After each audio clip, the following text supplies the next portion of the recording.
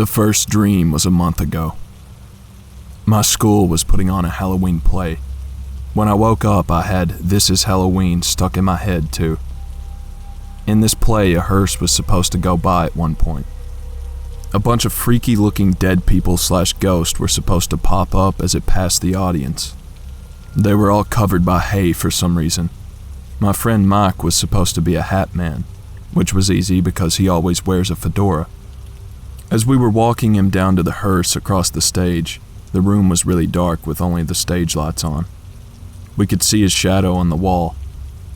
When we were almost to the hearse, the shadow of his hat came up next to another shadow of a hat on the wall. But this one belonged to a real shadow man. My sister was calm and Mike freaked out. That was when I woke up. Now, when I had this dream, the lights in my room were actually off.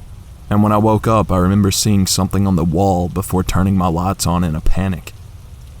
I've heard from some people on this site that if you see shadow people in dreams, then they could actually be watching you in your sleep. It was also 3 or 4-ish when I woke up, which is a time when many sightings of hat men / shadow people are reported. The second dream was more recent. Basically, my sister and I were in a motel, and every time we'd try to go outside, there were just more hallways filled with mist. Occasionally, strange shadows would pass across the walls. My sister had to drive our van and ended up crashing it into a room where a girl was being roasted to death. As soon as she died, a bunch of shadow children started creeping along the wall, and as soon as they disappeared, a larger shadow person appeared, which I assume was their parent. The wall they were walking on was sunny. When I woke up from this dream, it was 5 a.m. I'm still really obsessed and fascinated with shadow people like before, in the past story I wrote. The only time I ever sleep with my lights off is when my girlfriend is with me. And even then, I feel very uneasy looking at the dark wall. I also keep an iPod charger plugged in at all times, so when it's dark, it creates a path of light on the wall across from my bed. When I'm alone, I don't like to have my back to that wall because it feels very empty, yet in a way that I believe something is watching me and is out to get me. Could they be in my room, watching me as I sleep? Please tell me if anything like this has ever happened to you.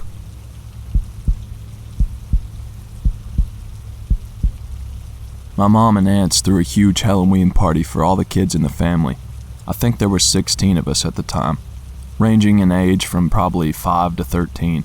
It was awesome, but the coolest part came about the time it got really dark. We took a hayride to a cemetery a few miles down the road from my aunt and uncle's, where the party was being held. My mom told us about some of the people buried there and how some of them were not resting in peace. Typical urban legend stuff. When we got there, the adults said they wanted to show us a grave of an old man whose ghost was seeking revenge for his wrongful death. We were all scared and excited, creeping through the cemetery in the dark towards the largest tombstone. When we were about halfway there, my dad and uncles popped up from behind the graves wearing scary masks. The kids all screamed and ran for the wagon while the ghosts and moms all laughed. For years, the adults retold this story, laughing over the details of our panicked faces and terrified attempts to get away. When I was a teenager, my sister and 2 of my cousins decided to get our moms back for this prank. Our parents got together once a month to play cards, so that October we made sure we were around for card night.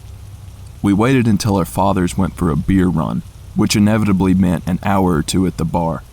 We told our moms about a legend we had heard about a sad ghost that could be seen weeping at her husband's grave when the moonlight hit it. We had made this story up and convinced them to take us to see it. My cousin secretly called his best friend who had agreed to go there in a mask and hide to scare them.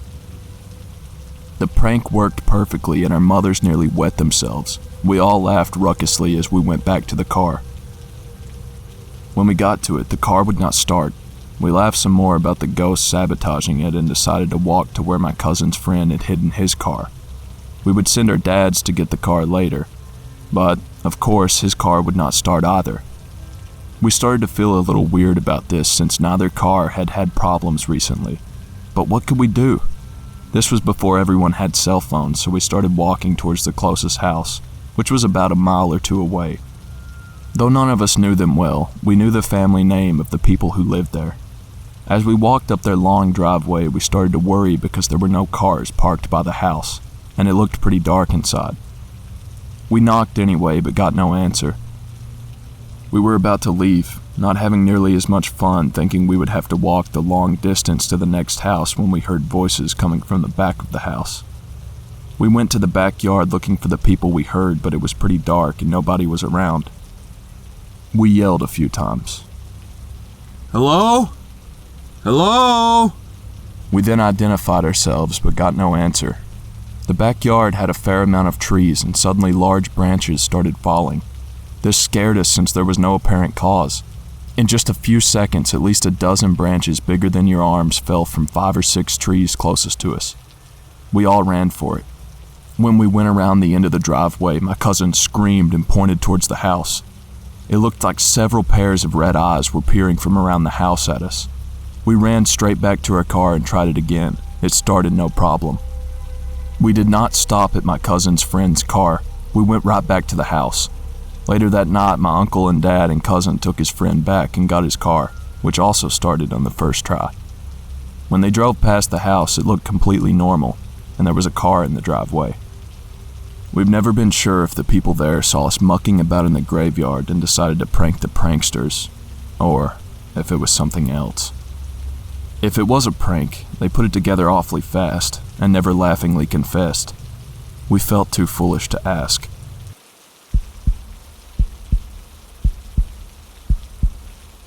In 2004, on October 31st, I witnessed a very disturbing image that still haunts me even today, now that I'm 25 years old. I was 9 years of age at the time, and on that day I spent the entire time at home with the whole family watching movies and eating chocolate candy. We never really celebrated Halloween, not because of our beliefs, nor the fact that Halloween was such a scary holiday, but more the fact that my parents never really understood why people would waste money on costumes or risking children getting into an accident. Well, throughout the day, we decided to watch a few films that we had rented in order to spend the night with the family. As a young child, I've always had a passion with drawing, so I always carried a sketchbook with me everywhere I went. That night, as we watched movies, I began to doze off and had the desire to draw rather than watch the movie. Lucky for me, my sketchbook was on my bed in my room. As I walked towards my room, I opened the door and walked in. While my lights were off and my bedroom window was open, I looked to my right to turn on the light, but as I faced the right, I could not help but notice the disturbing image outside my window. What I seen outside my window was the head of a pig, but not any ordinary pig. The flesh seemed to be beaten so bad, the snout ripped apart, the left eye gouged out, and the ears ripped off. The only detail that really stood out was its red glowing eye.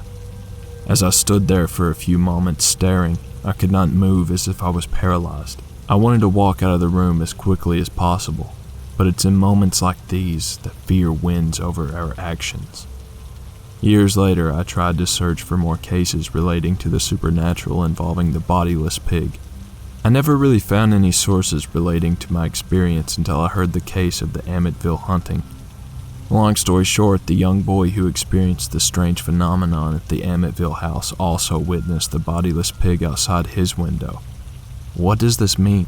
After all my research and wanting to understand, I finally came to an understanding that things are better left alone than explained. To this day, paranormal activity has still been active in my home. Myself and my family have become used to the phenomenon. About a year ago, I ran into the family who lived on our property before my parents purchased the house in 1996. As we talked about the experiences that I and my family have encountered over the years, the father of the family did not seem so surprised. As I explained the headless pig apparition, he also talked about his experience about witnessing the same pig head outside his window.